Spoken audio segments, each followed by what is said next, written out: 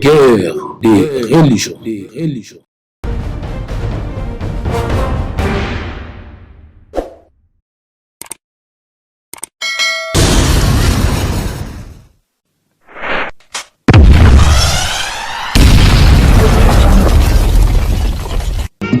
Zambe o nakomi tunaka o Poso mwindo eutande wapi o Yesu mwana Nzambe yende mondele Yesu nanga oyoka Aebisinga yoza mondele Asinga na yebi Yonda kufela kinga Ata muna Eva bangonde mindele Nakikaka puna bayuda puna ngaite Sengalinga na luka Nzambe na ngai ya bamwindo Soki za bulu foto moto mwindo Injustice euta wapio Abama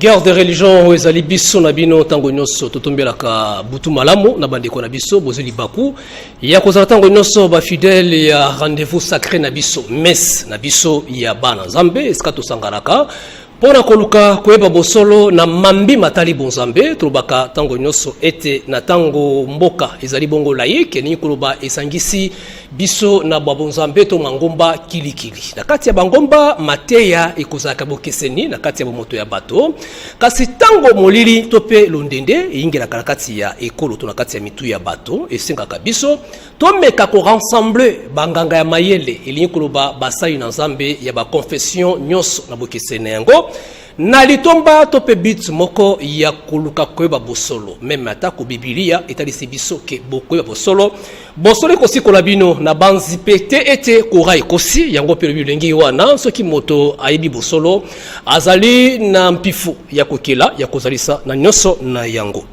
na plateau na biso tozwami ebele penza na bandeko moko na lelo oyo bozoki libako na biso poso eleki bosengaki biso pembela yambamaki isika yango tokoti na kati ya kopesa biyano na kati ya mituna oyo nyonso etunaki bino biso na bino tokutana à travers numéro ya affiché yali numéro ya WhatsApp komela biso benga biso tuna mituna ekozanga te kokomela biso loboko mobali to ali bongo na nganga na Nzambe na kombo azali kire kasi yemoka ko se présenter pa na biso na bino azali bongo ya diocèse du Congo elongo na biso na bino kire mbote na yo Botende onangai. So il se présenter pa bandeko baye ba kombo na yo mobimba pe ngomba nini pensa bosindo yuti. Kombo nangai Muteba Edouard Dickens, naza curé à paroisse Saint-Michel, il y a christianisme céleste. Christianisme céleste. Na boko na biso ya mwasi tuali bongo na imam. Tuali bongo na mwalimu walimoko ya bai musulman mwalimu. Salam alaikum. Wa alaikum salam wa rahmatullahi wa barakatuhu. Liloba moko na bandeko nyonso bandiyo mwalimu nani pe auti na mosquée nini? Mwalimu Ali Bogis Mbembo Yukta na uti na mosquée Al-Bawaridi. Ezana matete na quartier Vitamine. OK. Kwa la lisaloboko na ye ya mwalimu tuali bongo na ye sibo mesani fe na ye papa José Lukungu mbote na yo. Liloba moko pe ba bala Nzambe nyonso basusu bako ya konanda lelo. Oui, je crois que bato basi ba déjà bayebi ke nazana ni comme na Lukungu naza prophète de Dieu pe nasali révélation et puis c'est une connaissance mais na sali pe recherche 30 ans avant ya koloba donc ndé naza abui o nazo loba na iba précision sur nazo loba bibliquement nazo démontrer vérité oui la grande vérité c'est que avant Jésus c'était le chaos la religion surtout les satanique après Jésus c'est la même chose donc messager à solo akoya Isaac le second olivier parce que Jésus a été le premier olivier le second olivier a été mokili kozwa et kozwa bosoloté. Merci mingi tozozongela yo moto amine akokomela biso na comité tokopesa bino tango ya koyeba yepe na kati ya plateau na biso ya guerre de religion toke pa ya kire lelo mokili ekoti na yiki tope confusion ekoti na kati ya mitu ya bato bana bato basaki confiance mingi na ecclesia ko banda epai na bino bandeko ba chrétien céleste ba ebozi etinde ya Nzambe ya kubungisa bato. Pauvreté spirituelle, pauvreté mentale et continue à katia mitu ya bato. Banani bali responsable na yango. Ezali bino bayi Biblia, topé bayi Coran, topé banani. Merci beaucoup. Merci, Neko journaliste. Bon, alors, la question, Nayo, tu sais, le mal et le bien existent depuis la nuit du temps. Le jour comme la nuit existe depuis la nuit du temps. Tozwa responsabilité moko songolo tope samutu ezakaka l'être suprême, le juge suprême yemutu ako sanctionner comportement ya moko na kati na biso. Ekozala pasi polanga naloba eza tel mutu ou telle confession religieuse. Mais puisque sur la terre, nous avons une certaine responsabilité, l'État a une responsabilité lorsque l'État dirige les êtres humains sur la terre, lorsque l'État cesse d'éduquer la population, ça pose un problème. Lorsque les parents qui ont le devoir d'avoir des enfants, ils doivent éduquer les enfants, enfin, canaliser bango pour lobby, dans la responsabilité. Lorsque les parents ne cessent de jouer leur rôle, et les parents est une cellule de base de la société, lorsque les parents cessent de jouer leur rôle, ça devient aussi problème. Lorsque la religion aussi ne joue pas sa partition, ça devient aussi problématique. Donc voilà un peu le temps que les autres parlent. Okay. Voilà un peu ce que j'ai à dire. Merci Migi, tosongela yo tokia loboko ya mwasi mwalimu. Religion islamique ezali religion yo ezako yamba mabota ebele, ezali ko kamba bato ebele e umbeli na kati ya Congo pe na kati ya Afrika. Kasi lelo mitupe bongo ya bato na otali bongo spiritualité, pauvreté et yingeli na kati ya bomo ya bato. Et ni koloba prophète a échoué, topé courant et orienté bato malamu te, topé responsabilité en tant que musulman au copé c'est pas banal. OK, en fait na lingina peut sa réponse d'abord na cadre spirituel et puis na quoi na religion islamique on est reposé problème te. En fait au kende kaka na pauvreté te to kota tina irresponsabilité spirituelle. Omoni makambu ya spiritualité eza endogène, eza exogène te. Na kati ya mutu il y a ce qu'on appelle hiérarchie interne ya mutu, c'est-à-dire animal, âme, subconscient, superconscient. Oyo ezoko somnolé na kati ya non seulement ba congolais mais na kati ya batu nyoso baza koka ko réveiller yango te. C'est-à-dire pourtant autant ozolo balikambu ya pauvreté spirituelle, c'est ça. En fait, tant que moto a réveillé, ozali na kati na ye. C'est-à-dire a commis na perfection suprême. Ozali na kati na ye par rapport ya ko passer ba reine.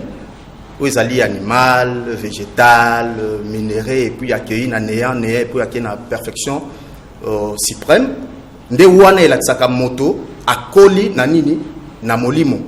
C'est-à-dire moto comme na perfection. Donc pauvreté ou responsabilité spirituelle, et autres d'abord na motoye moko. Cause ezali nini? Cause ezali boinga. Maladie ya boinga ba tretaka yango kaka na boyebi na connaissance. C'est-à-dire so moto azu connaissance ya spiritualité nde akosala nini? Akokola to akolongwa na irresponsabilité spirituelle, to akolongwa na pauvreté spirituelle wana. Mais tango moto azana na boyebi te, azana kati ya ignorance, boinga wana ezali ko sala na kati na ye, ba maimanso o ezali na kati na ye, et ko bando somnolé, c'est-à-dire akozala na tango ya ko réveiller yango te.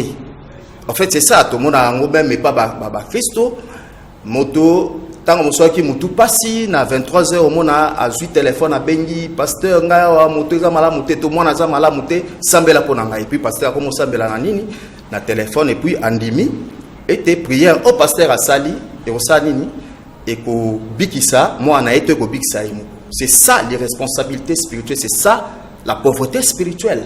En fait, na katinae azape na nguya wana oso ki pe asengi na nzambe, to asengi na ala pe akoki ko répondre yemoko to mwana nae ayoko bika biso na Islam tozo benga rukia.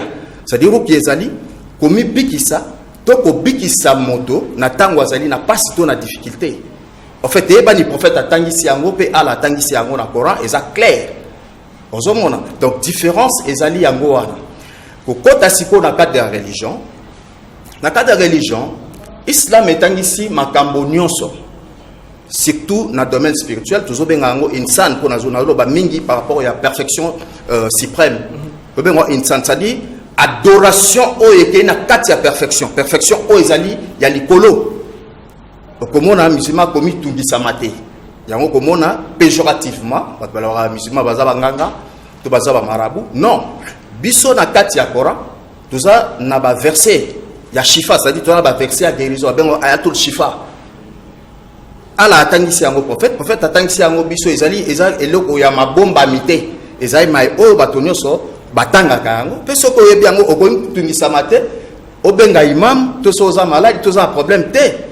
Oyebi ke ngai natangi religion, nayebi ke na situation o nazana yango, quelle que soit difficulté ou malade ou quoi que ce soit, ngai na kosani na kotanga mai o et puis ala opesanga shifa. Inshallah. Donc musulman ça la pauvreté spiritualité.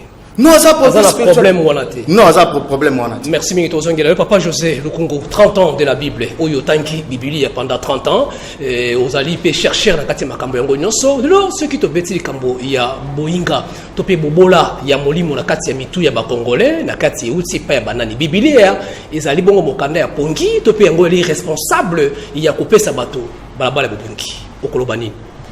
Merci. Na mukuse na koloba boye.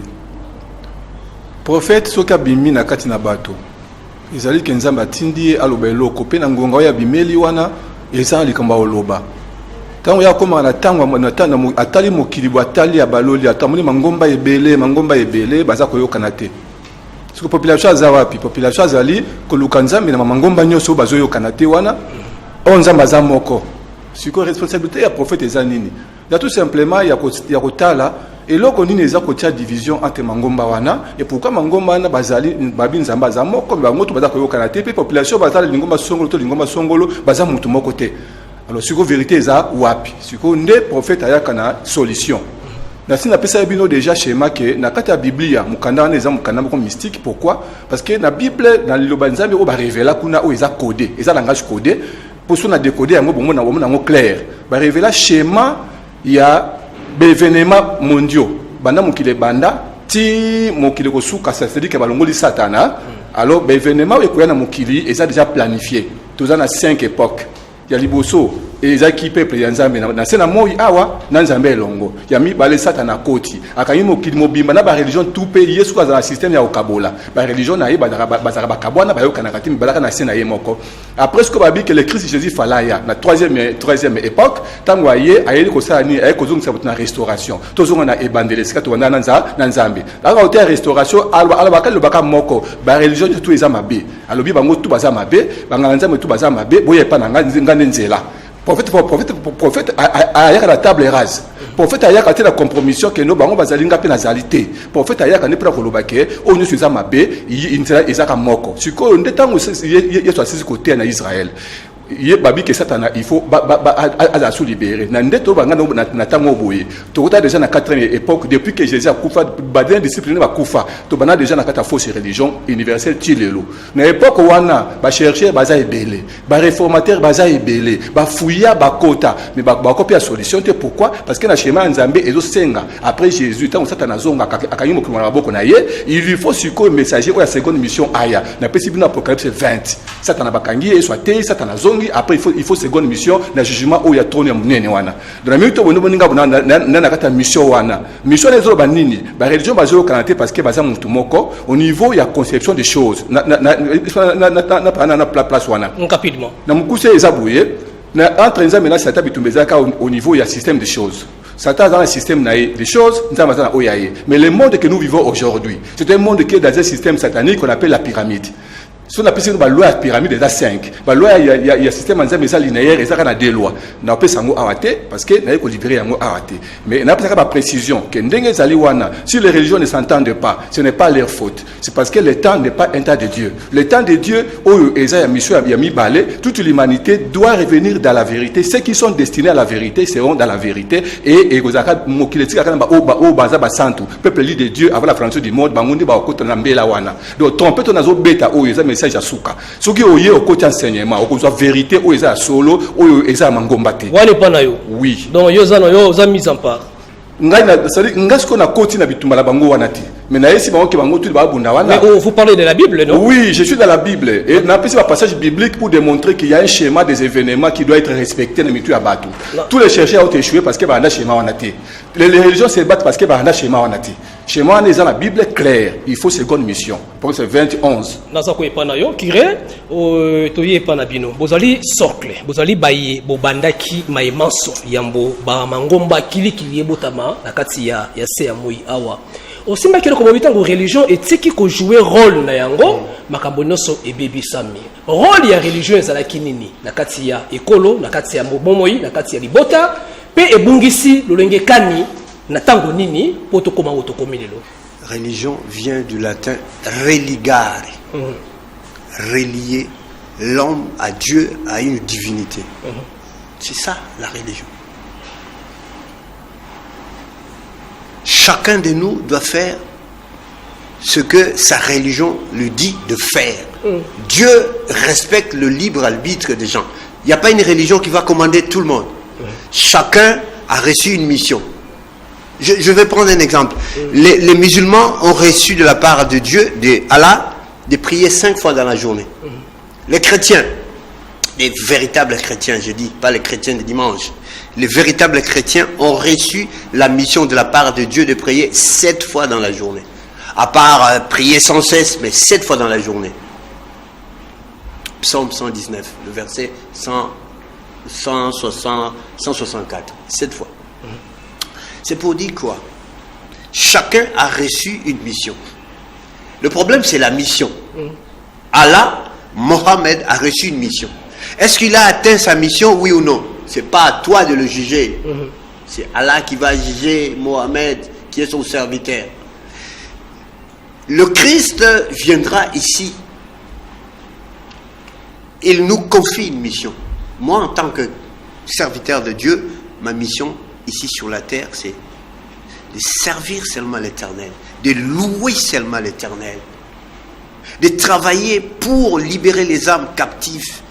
Mon travail, quand vous lisez Ésaïe 61, j'ai reçu l'onction pour libérer les gens, les pauvres, les gens qui sont dans des situations difficiles, etc., etc. Au début, j'avais dit ceci, parce que je n'avais pas bien compris l'intitulé. Prochainement, il faut donner moi un texte, moi pour Lorsqu'on parle, ici on ne parle pas de la pauvreté matérielle. Vous avez parlé de la pauvreté spirituelle.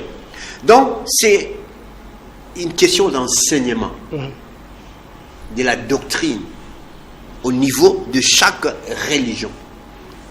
Si une religion quelconque a des déficiences, a des difficultés, n'a batounaye, batoubazo comprendre. C'est pourquoi, par exemple, dans la religion chrétienne, on dit le peuple de Dieu périt par manque de connaissances.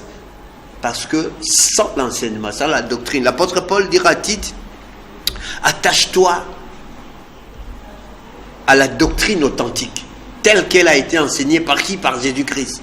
Lorsque le peuple de Dieu n'est pas instruit, ne connaît pas la parole de Dieu, mais ce peuple-là mourra, périra, sera pauvre aussi bien spirituellement que temporellement. C'est pourquoi la responsabilité incombe aux dirigeants des églises, des pouvoirs. Parce que ici, les églises deviennent comme les ONG. Or, l'église, c'est pas comme une ONG. Nous devons former, dans la chrétienté, il y a une difficulté, on ne forme pas des disciples. On forme des membres. C'est comme des membres, on disait, pasteur na bango, pasteur. Ici, l'église n'appartient pas à un pasteur. Et c'est un Zambé. Donc il faut enseigner aux gens. Moi je catégorise les gens en 3 dimensions. L'homme animal, l'homme naturel et l'homme spirituel.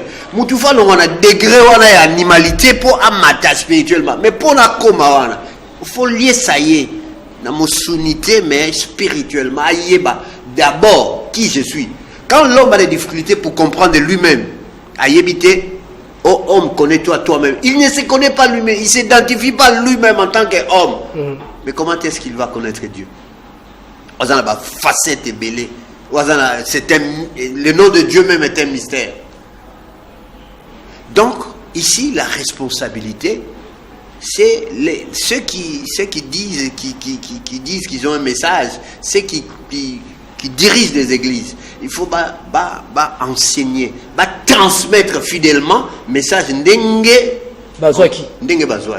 Et c'est comme ça que l'homme, le col à l'homme, a une potentialité, a un charisme, il faut bima. Tant qu'on a reçu un message, à Sokwami, le corps de l'homme est un marbre brut qu'il faut marteler par la procédure de la chimicalisation de l'esprit. À recomasco spirituel. Monsieur Yo, oui, à Caro, s'aimer. Semence, mais à recolater, spirituellement à recolater, donc en tout cas là, pauvre spirituellement. Et c'est ça le problème. Alors, cette évaluation, sur 100%, il y a Mangomba, Topé à Bonzambi, la Katia Congo, 70% sont des chrétiens. Alors, ceux qui sont 70% sont des chrétiens, ceux qui enseignent les ali malamote, to là qui sa christianisme na oyo ba comprendre yango malamote, ba li responsable ya kao mental, spirituel, ya peuple. Mais ça et c'est pourquoi au début j'avais aussi donné une certaine responsabilité à l'État et aux parents. Parce que quand l'État cesse aussi de prendre sa responsabilité, parce que la classe, la religion à l'école. Pour la morale, il y a peu bien moins, ils ont la malade. Le parent, les écrits sacrés disent, je crois dans le livre de Proverbes 22, oriente l'enfant sur la voie qu'il faut, parce que lorsqu'il va grandir, il ne s'en écartera pas. Donc les parents aussi, ils ont une responsabilité. Il y aura aussi bana autobota yabiso. Les enfants, ce sont des âmes comme nous. Et maintenant, chacun descend son tour, confier la famille, la responsabilité, élever. Moi, à noter. Sont totalement sur le plan physique, totalement ADN, mais ce sont des esprits. Tiens la famille. Donc, il faut opayer ce qu'il y a orientation. Pour y na wuti wapi, pour na rozonga, funazonga place il y a père des esprits de père, père wana kuna. Mais yoso lié c'est bien. Et c'est comme ça que nous avons des chèques, nous avons de n'importe quoi et n'importe. C'est tout. Donc, il genre un message, il y a l'église céleste. Hein? Ouais. Ok, Mwalim, au quotidien, il faut défendre beaucoup plus la religion islamique. Et puis, il y a le prophète Mohammed, la dimension de surtout, et Makambole. Au bêta qui est solo, il y a homme animal, moto longwa comme anisika boye. Islam est à côté à Batonini, na kati ya makabonyo sewana. Et pourquoi tant que babenga kabino banganga? Il ko ba celui va chaîne belé mitupe bébé, c'est-à-dire à cause il y a islam au Kolobani. Voilà. Pour na ko banda na motuna na yo. Sengeli toloba ete Islam eza kolobana biso Coran ezolo banabiso Allah akeli moto na ba djinn c'est-à-dire na ba esprit donc on a ba esprit ezali ba ange ba archange ba djinn nyoso pour naka ko adorer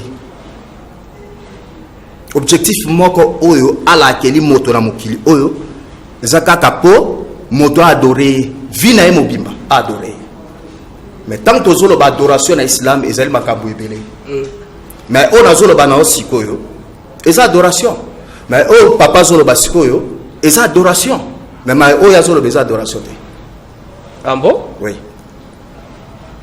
aux hommes ko ça la sacrifice na suna ndenge nani sena Saidin na Ibrahim sadi ndenge Abraham aki kokata moto ya nyama na place Ismaël et sa adoration et pas na biso lelo na edele adaha et sali et sa adoration kotangisa moto religion et sa adoration c'est-à-dire l'adoration ezali na ba niveau ebele kobanga ala kobanga nzambe et sa adoration cause la confiance en Nzambe sa adoration koko espérer pas en Nzambe sa adoration ça dit mouvement nyoso maemaso oyo moto eko sala mokilo et sa adoration en fait mission oyo to objectif oyo ala tinda moto na ba jin ça dit na ba esprit nyoso et ça ka kosala nini ko adorer Allah subhanahu wa ta'ala koloba na illustrati yango pona nini po musulman na question au tunaki par rapport à la pauvreté na kenda qui plus loin na ndenge responsabilité puisque nous devons être cohérents par rapport à la question au tuna na kenda responsabilité na pesi exemple ça dit na illustrer par rapport ndenge to mona kana bande ko na biso ba Christo ceux qui aza moi likamoke akimbango pas passer soit moi likamoke passer ko sambela ngaso en fait na islam makabwana ezalité pour ala atangisi prophète pe prophète Mohammed sallallahu alayhi wa sallam atangisi biso mayewana de la personne est malade biso benga ngo rukia rozomona rukia plus les exorcisme ezali nango ya kobomba te ezali kambo ya sango te eza domaine réservé à pasteur te ezali pona musulman nyonso na tango azwi pasi tango azwi malade to tango azwi likambo ala atangisi yango tout ça na surat le quoi Fatiha tout ça na ba verset le quoi ayatul kursi ezali verset na kati ya nini ya deuxième surat to deuxième chapitre surat al-Baqara ya Coran tout ça surat le quoi Ikhlas tout ça surat le quoi Falaq tout ça surat le quoi Nas ezali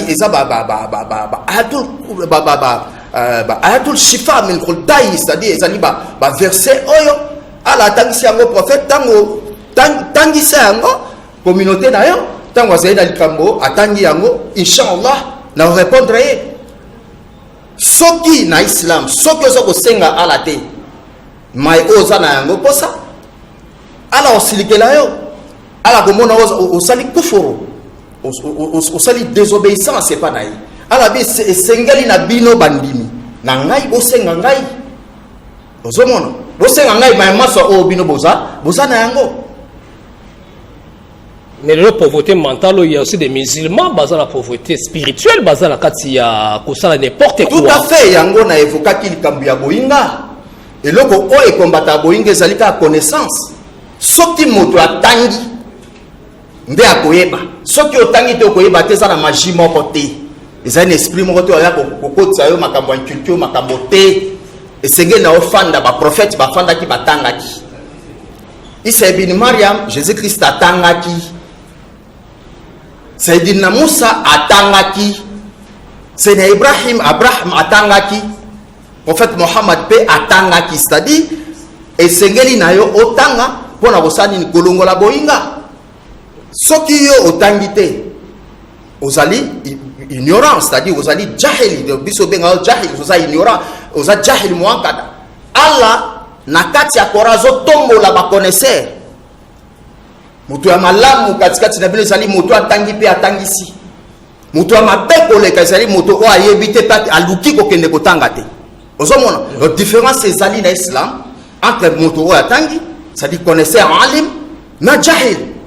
Ala soka bola bango azocha bango esika moko te. Mutu ayebi o ayebite. Donc papa atangi 30 ans, atangi Bible 30 ans. Te soki kotanga Bible 30 ans et la tsini. Kotanga Bible 30 et la tsini. Connaissance. Te. Ala ebisi biso. Na surat al-Baqara. Déjà deuxième chapitre du Coran verset 75. Nazo résumé. Bo sangisa boyambi dabino. Na baewana te sadi ba juif. Pona nini? Baewana bazwi babuku esantu. Batangi yango, ba manyoli yango, ba réfléchir na yango, kasi na sima, ba falsifier yango. Tout à kozongela yo. Papa José Lukumbu. Olandi kire, olandi mwalimu, na ndenge ba ko sembola bozindo na yango, yoko loba nini na moment otokomi pe na oyo nyonso ebelemi na kati ya mitu pe bolmilimo ya bato. Merci Mikpala Motuna. Naina président de l'Okomoko. De liboso fotoye bake.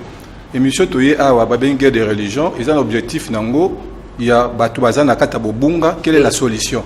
Tout ça, on a été pour vanter religion na yo, nandenge bateya, wana tout passer. Oui, c'est ce que je suis en train de dire. On a juste pour faire voir que Batoubaza na boyinga na mutu, Batoubaza na ignorance. Mais baza pe na ba religion na bango. Mais ignorance c'est ça ko umela, c'est ça ko démérer. Monsieur Labé Koutaloba qui bien lobby et sa responsabilité, il y a bateau bada ko côté, il y a bateau enseignement ezate. Et nga c'est pe na makasi. Ils ont dit comme enseignement. Maintenant, quand la religion est ébélée et que l'enseignement est aux zanga, pourquoi la religion n'a pas par exemple mais au moins l'ignorance c'est ça dans certains musulmans. Chrétienté peut aller, mais pourquoi ils ont l'ignorance? Alors moi je dis tout simplement que l'ignorance est allée parce que tout simplement la religion où ils à côté il y a comme il y a Nzambé, Nzambé longote. Parce que c'est lui qui parle avec l'Éternel, qui reçoit la connaissance de l'Éternel. Il va craindre l'Éternel et il va transmettre cette connaissance avec beaucoup d'empressement et beaucoup de précision. Parce que souci même il y a Christ qui est Israël, Israël qui a formé des disciples. Mais il disait ceci, aucun disciple n'est comme les maîtres, mais un disciple bien formé, accompli, devient comme les maîtres. Alors il faut que les disciples, mais pourquoi ils n'arrivent pas?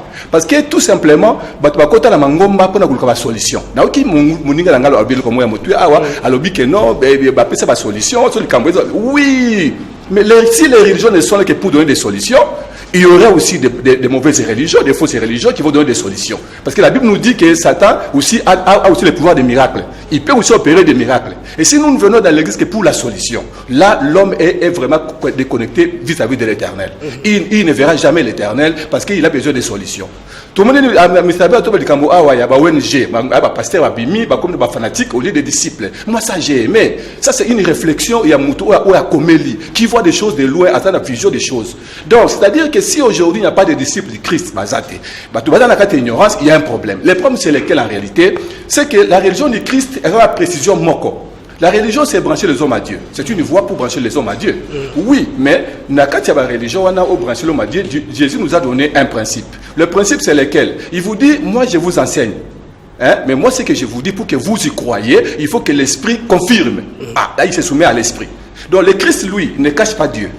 Lui, c'est le présent qui vient de Dieu, comme je l'ai dit là. Si moi je vous donne mon enseignement et que Dieu ne confirme pas, dites-moi un faux pasteur, un faux prophète. Pourquoi? Parce que si moi je dis des choses que l'Esprit m'a dit de dire, l'Esprit doit confirmer vers vous qui recevez et je vais vous montrer comment prier pour que l'Esprit vous confirme. Vous comprenez ça? Donc, maintenant, Mangombe Zali, si les gens sont encore ignorants, c'est parce que tout simplement les prédicateurs ne veulent pas s'exposer eux-mêmes pour être éprouvés devant ces peuples-là, en disant au peuple que si moi je vous donne un enseignement, je vous fais une prédication, ne croyez pas à ça, il faut d'abord que l'Esprit est confirmé. Seul Jésus, la Bible, a donné ça. Il y a plusieurs passages pour vérifier dans Jean 16.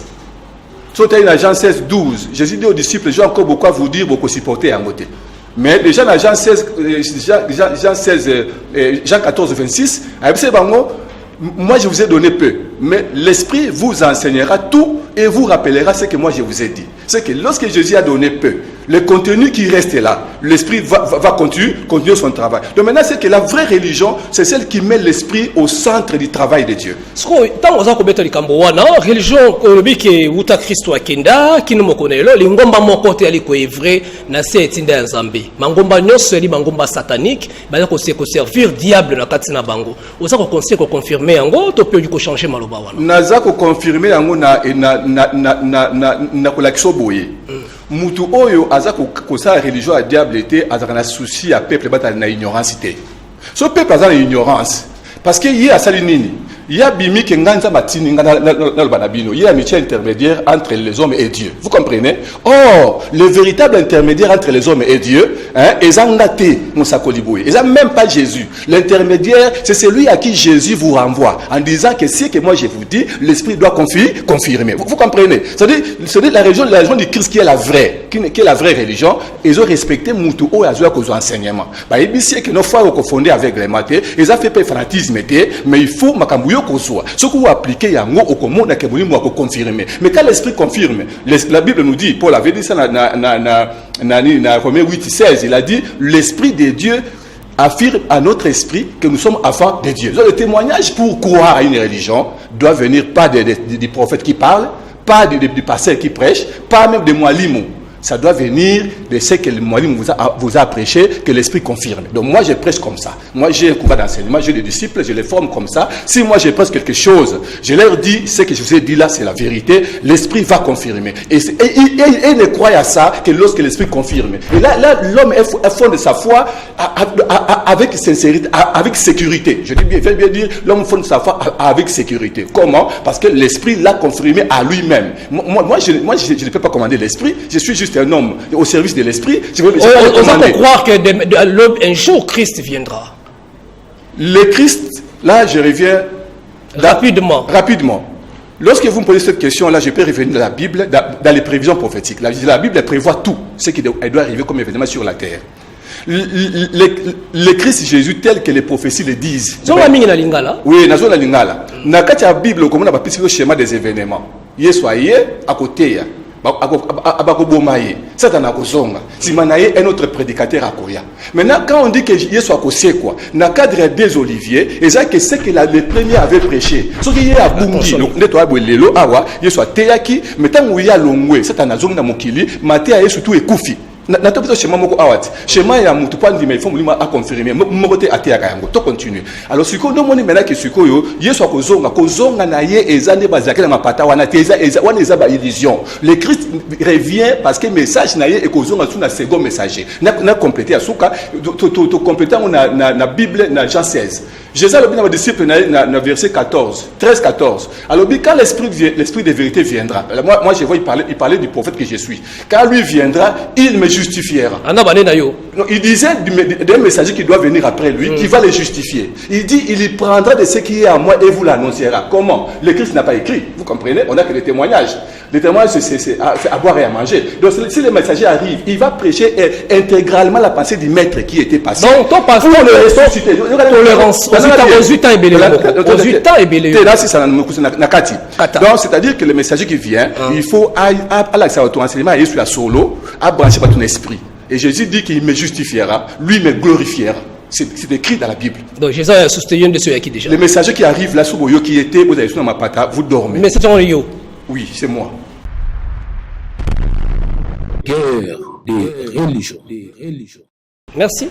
Bandeko on a biso epai nepai numéro ali affiché ezali bongo esika okutana biso na nzela na bino makanisi na bino bwanya pe maile na bino tozana na tinda na yango penza makasi pona koluka olenge kani ya kubikisa bomoi ya bato ebele oyo eza konyo ko bana kati ya ignorance kire ignorance na kati ya mitu ya bato elati emati ekomi esika ekomi mboka eza ba politicien eza la banani tutako subir likambo ya pauvreté mentale ou ebendami na kati ya pauvreté spirituelle pe endommager makambo nyoso. Solution nini na kati ya diocèse ou lengelami pona kubikisa atako motango ya bato mokie poto ko vandi to vanda boité okoloba nini? Na isagio depuis la nuit du temps le monde fut muto a créé wana à ça prévoir ramener aux âmes. Bon, c'est pourquoi j'aime pas discuter avec les gens. C'est bon ça l'échange. Bon ça l'échange. J'aime la Bible parce que la Bible dit vous le reconnaîtrez. Vous reconnaîtrez l'arbre bon, on le reconnaît par les fruits. C'est quoi bah chrétien bah ça là n'est fort. Bah notala nzete oyo ezo produire ni l'église oyo bah fruits na moisani. Vous monde. Bon, on a un peu choqué, papa c'est lui, hein. Bon. Seconde Olivier, c'est lui. Bon. Si tout soit car neti, il est sur nous était, tout à la bas fruit, oh ils en aillé. Sauf qu'ils aillent bien. Donc second Olivier, ils aillent. Mais sauf qu'ils aillent c'est que azome ma batuna. C'est comme ça que les gens, bah neti bah gourou bani, bazome ma batuna libulu. Bato yazo kamba. Baza ba bourrique spirituel ba oyebelo côté ba na temps de réfléchir parce que dans le livre d'Éphésiens il est écrit ne soyez pas sans intelligence. Il faut battre réfléchir. L'intelligence, c'est un domaine, l'intellect, c'est un domaine spirituel. Donc, il faut nous réfléchir. Ce qui est, et comme le roi n'est pas attaqué, bon, pardon, ce qui est le second Olivier, c'est papa, il est, fruit, il est à couper ça. Ce qui est c'est que battre koufa. C'est pourquoi moi je reste ici pour dire, l'homme, tu dois faire un effort pour savoir qui tu es. Tu es un Dieu. Tu es un Dieu. Il est écrit, vous êtes de Dieu. Cependant, vous mourrez comme des hommes ici sur la terre. Ce qu'on a bourri, on te passe le temps pour rien. Par des pasteurs, par des responsables, des gourous, des trucs comme ça. Or, nous avons toutes les potentialités. Dans le corps ici, il y a les 4 éléments, il y a tout. Comme l'autre a dit, Dieu m'a donné la solution pour régler les problèmes. Alors, s'il le faut, pour régler le problème, pas Olivier Moro, bien pas Pasteur Moro, tu passes le temps pour rien. Aujourd'hui, le problème c'est beaucoup de sabbat nanzela, il y a vraie doctrine, la connaissance, la religion qui est le pont entre l'homme et Dieu. Et même à penza batu nanzambe au monde mokile va changer. Et pour la mokile na biso changer batu va comme bien l'état aussi. Tu sais que mboka pesa na âme nango. Comme l'homme azana âme na ye, mboka pesa na âme. Quand l'âme ya mboka comme mwindu, il y aura toujours des difficultés, des problèmes et belé. Les gens réfléchissent autrement. Le pays, spirituellement, le pays est pauvre. Le Congo, pauvre spirituellement. Bon, ça, là, tout les choses vont patauger toujours. Alors, il faut amener l'être humain. Potentialité à l'Iboso, l'être humain. À Matanamayel.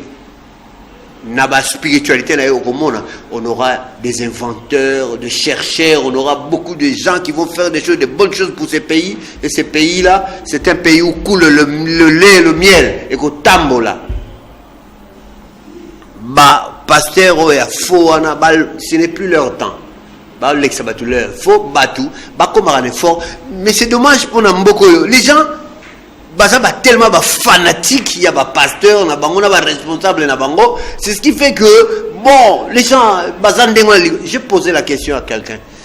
Tu as le temps, dans la semaine, chaque fois, d'être en contact avec ton pasteur. Mais comment toi, tu as ton maître spirituel au monde a réalité? Mais tu fais quoi là? Tu fais quoi?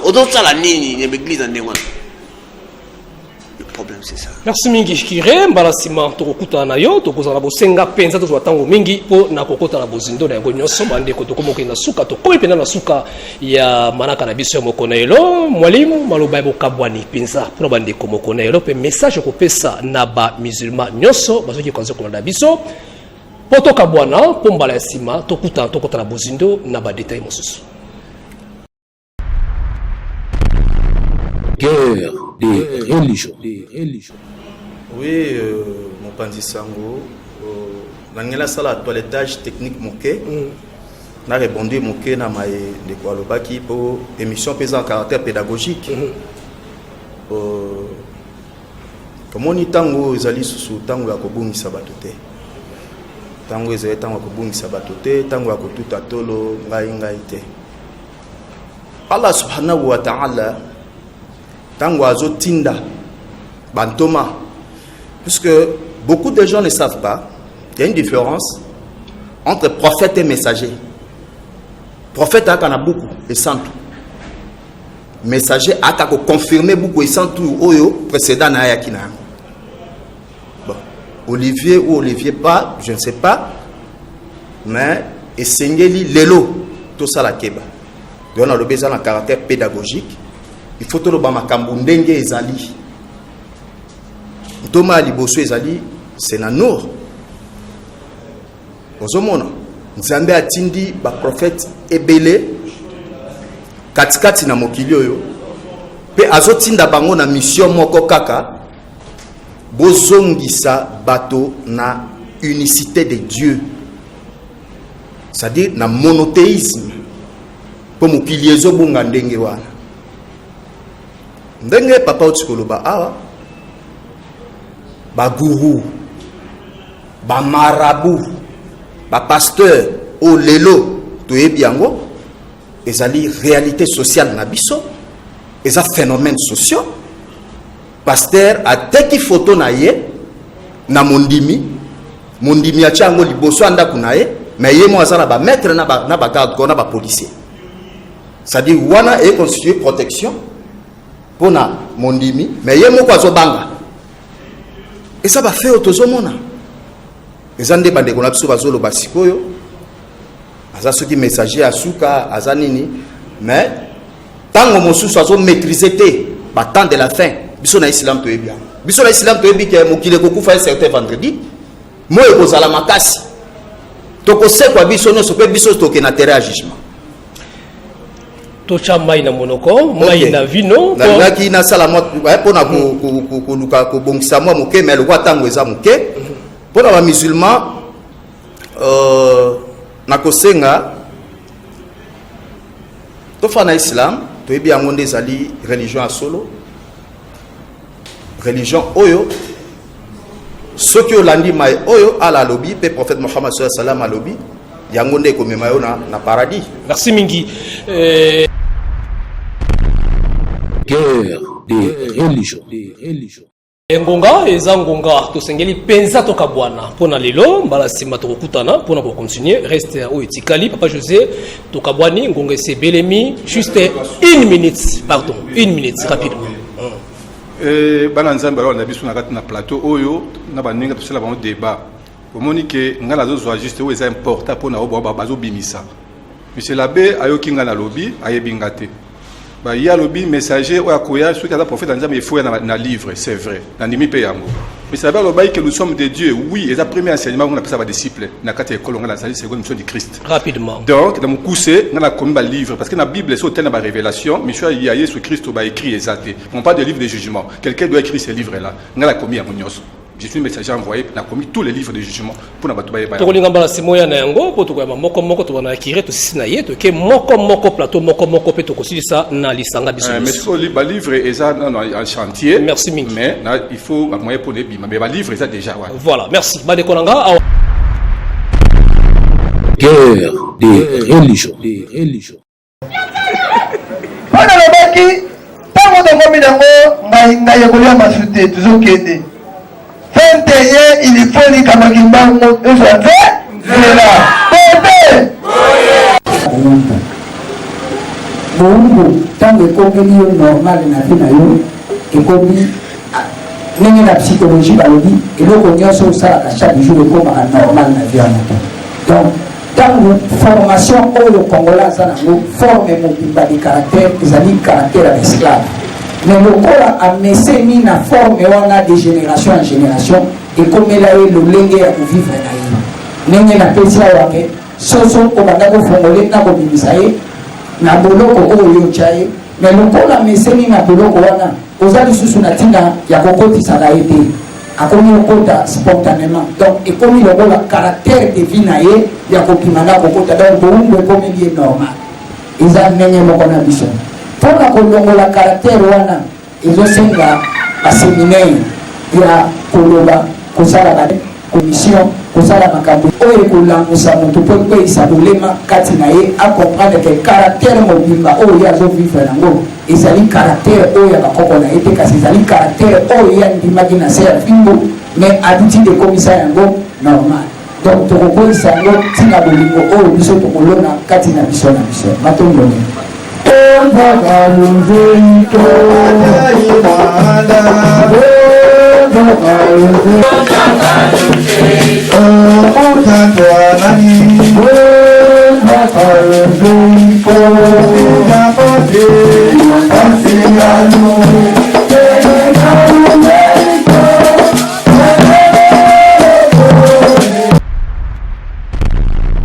Guerre des religions. Tokabwani pour l'emballassement Tokutani. Rendez-vous na biso sacré et la tango nyonso à travers le numéro affiché na barre écran na bino. To na email le boto 5e niveau na Kinshasa Gombe. To benga ki ba banso bozali bongo boso ezala mai ezala nini boya ko contacter biso bo tango to pesa bino émission yango pour la promotion ya biloko na bino pe ko mema bandeko nyonso na nzela ya bosolo yango nde tumbala biso. Na ebisi biso na bino suka ya émission oyo vérité koyebana. Vérité koyebana pe véritable religion et kotikala moko pour lisiko ya Congo pe Afrika pour unité humanité mobimba na yango tokabwani ezalaki bongo guerre des religions.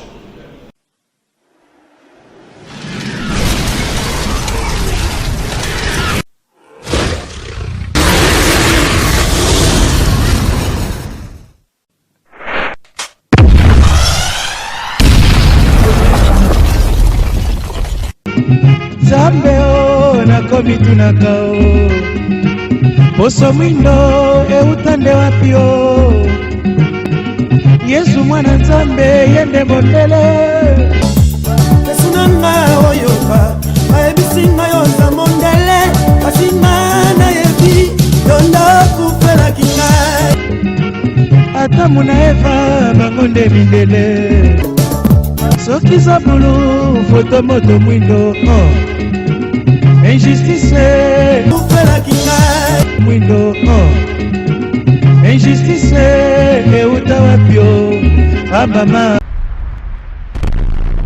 Guerre des religions.